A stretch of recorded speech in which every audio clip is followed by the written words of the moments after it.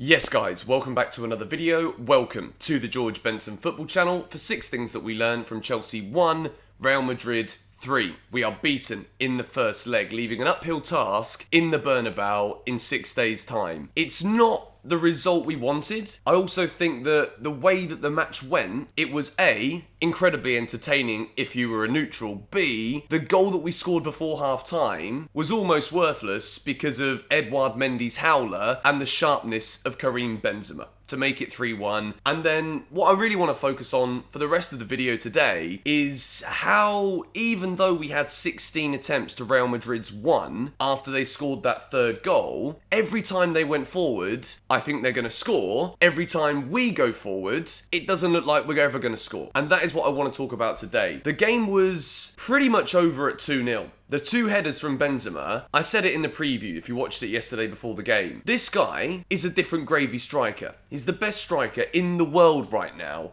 We allowed Real Madrid to create those opportunities. I thought Christensen was woeful. Pretty much now that we confirmed that he's going to Barcelona, it looks like he isn't interested. It's as if he doesn't care. And it's at a point now where Chelsea fans could definitely argue that if we go out of the Champions League, which is looking very likely next Tuesday night, then the season is pretty much over. Other than just making sure we battle to get top 4 and trying to win the FA Cup, or at least get into the final by getting through Palace. It was a kick in the teeth last night, particularly after such a woeful performance against Brentford at the weekend.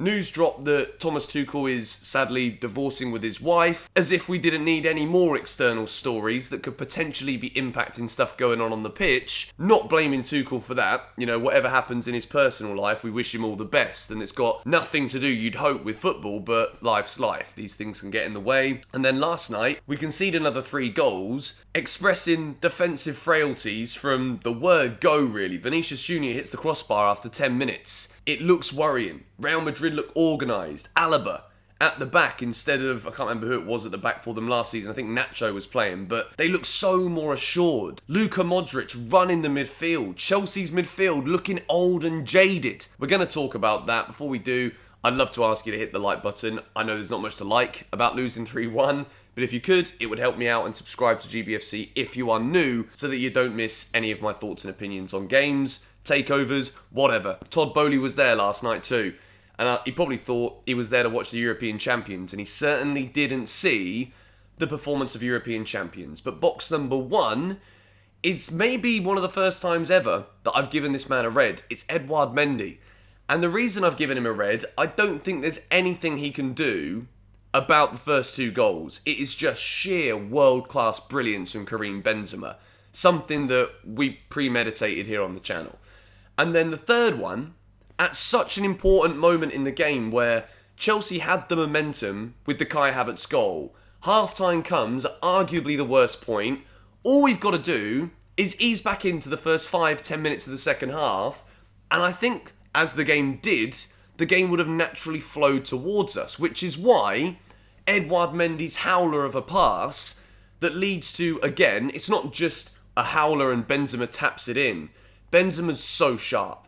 Edouard Mendy, in recent weeks, has done this, gotten away with it, but then against the best striker in the world, you can't mess about. And it got to a point where, as soon as that goal went in, the entire team looked deflated.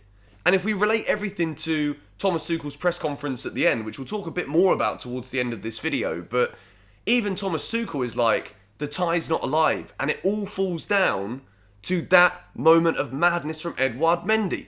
We've seen it in the past where he just has these moments of just like, are you okay, bro? You know, like with passing the ball out or just being too nonchalant, too lackadaisical with how seriously he takes the weight of the ball. And it's exactly what happened to him again yesterday. And then we're punished, Benzema gets the hat-trick, and it flattens the entire tie out completely. But we move into box number 2, and if there was one performer yesterday who I thought was excellent, didn't deserve to be on the losing team, Kai Havertz scores another goal in Champions League knockout football. Chelsea have got to be careful here, you know, with this kid, because if the wrong owner comes in, if things go south for Tuchel, and if it looks as though we're not going to be investing in the squad, Chelsea have got a serious player in Kai Havertz. It's a brilliant header. Thibaut Courtois had a very good game. Couldn't get to this one though. Gets a touch on it, but there's too much power. and guidance and direction in the header from Havertz. And it wasn't just the goal. I think his movement was good. I thought he got himself, or was trying to work himself into shooting oppositions as often as he could. Service wasn't really there. The press from the entire front three wasn't good enough. Mount and Pulisic yesterday, very, very poor. Both of them didn't do enough, and we gave Real Madrid too much respect. They were playing like the home team. We allowed them to progress the ball out from the back. But Kai Havertz was one who was working hard, got into good positions, could have got another goal or two as well on a different day. But I do wonder, as great as Kai Havertz is, I want to play devil's advocate here for a second, because Romelu Lukaku just isn't it, in my opinion. We're going to talk about him later as well. But with Kai Havertz, is he the guy to go through the middle and score a hat-trick like Benzema does? I don't know if he's that guy. And again, it sounds hyper-negative from me, but I really think that Kai Havertz is a brilliant, brilliant player, but could really do with a strike partner, or just wingers who actually know how to get him the ball on a more consistent basis and in the areas that he operates in better. So just leave that as a little thought. Let me know in the comments down below if, and Chelsea do, need to go away from the three at the back system if we want to progress under Tuchel. Would we go with two strikers? And if so, who would you want to see up top with Kai Havertz? Leave me a comment down below. Box number 3, this is a sad one for me. It's a red for N'Golo Kante. He got run ragged out there last night. Valverde was excellent. Casemiro, tenacious as ever. Modric, just brilliant. Absolutely brilliant. And people have been saying, and I've been defending Kante, but yesterday the game just seemed to bypass him. He didn't have that turn. He didn't have that control of the midfield. Chelsea were jaded from minute 1. Real Madrid came, asserted themselves from the back, in the middle, and then they just got the elite up front. And I think it was a telling moment yesterday between both Kante and Jorginho, who I've given a yellow because the cross for Havertz is exceptional. Jorginho can do that, but I think yesterday was proof that despite knowing how great N'Golo Kante is, despite still being European champions, I think with them both being in their 30s now, we need to look this summer, if we can actually get an owner who's willing to spend money. This is why all of this becomes so difficult to discuss, because I think this summer it is paramount that Chelsea go out and buy a defensive midfielder.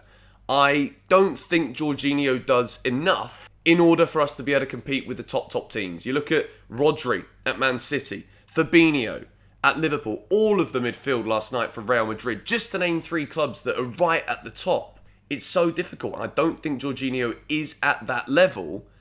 And I also don't think that Kante has got that consistency, which is what I said in my preview yesterday. But last night just really shone that light on the situation for me even more.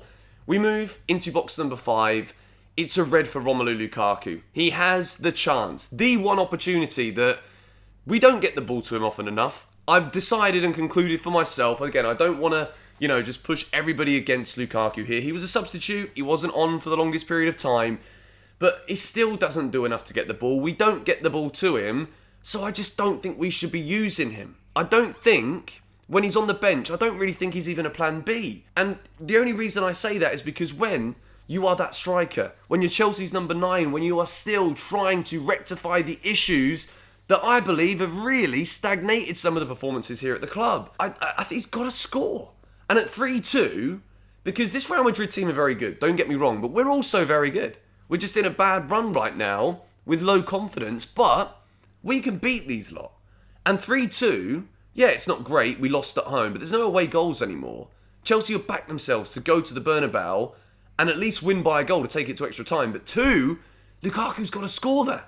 And I'm at a point now where, I can't help but keep bringing up the frustrations of the past because, quite frankly, I do believe that all of the repercussions from that Lukaku interview have destroyed his performances, destroyed probably his teammates' faith in him as a teammate, and it's also destroyed the way we play when he's on the field because nothing's cohesive when Lukaku seems to be on the pitch. But we move into the final box of the video, and I've given a yellow to Thomas Tuchel because, again yesterday, Mateo Kovacic is our best midfielder right now, and he starts on the bench. And it's against his former club. I don't understand. Why is Kovacic not starting? every game. If he's fit, he's got to be. He's the best midfielder. And I think it was the midfield yesterday where we got overrun. Real Madrid stretched us. Jorginho's not got the legs to do all of that work. And it looked like Kante didn't yesterday either. So I'm going to say Tuchel got it wrong in that sense. But I also, again, want to make sure that it is made very clear here that in all of these current dark times at Chelsea with off-the-field owners, 2 poor results at home, 7 conceded in 2 matches, looking like we're out the Champions League, if ever there was a manager who I would believe could actually bring us out of this situation, get us through, and somehow come up with the holy grail dream result in the Bernebeu, it's this man. And I'm telling you now, as much as this is a very downbeat 6 Things We Learned video, I do appreciate it if you've made it to the end here. I think we can still go through here. I genuinely do. I was thinking about it after the game last night. I wanted to get this video out straight away, but had a couple of issues that were out of my control again, and I was almost passing out from tiredness because I decided to stay awake for the game. But I look at this Real Madrid team and I think that yes, last night they were superior, but man for man, and when you look at chances created, or at least shots, Chelsea could have had more. Courtois makes a wonderful save to deny Aspi. Ziyech, you'd bet anything on him putting that left-footed ball in the top corner in the last few minutes. We can do this. We really can. If we can just slip a couple of laxatives, as Jan tweeted, I'll put it up on the screen for you now. If we can slip a couple of laxatives in Benzema's drink, then we might be alright. But I don't want to see Lukaku on the pitch against Real Madrid next week. It's got to be Havertz, and whatever the plan B is, I don't think it's Lukaku. And again, it sounds like I'm being very harsh, but 3-2 is so different to 3-1 in this situation. And I won't lie to you, I am still getting more annoyed because of everything that's happened when he lets us down. So he doesn't get the service, but he also doesn't finish when he does. So for that reason, it's got to be Kai Havertz through the middle. Keep him on the field, even if it's not working, and change the players around him. Pulisic and Mount didn't do anywhere near enough. They could have had a box in themselves that would have been red as well for this one today. But let me know your 6 things in the comments down below. Southampton at the weekend, that's going to be tough too. But I hope for the best here. Come on, you Blues.